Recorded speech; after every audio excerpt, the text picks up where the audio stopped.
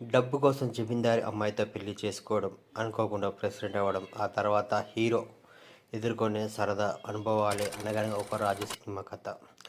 నవీన్ పులిశెట్టి తనదైన comedy టైమింగ్తో, one time పంచ్లతో మరోసారి full entertain చేశాడని చెప్పాలి. ప్రతి సీన్లో నవ్వులు పూయించారు.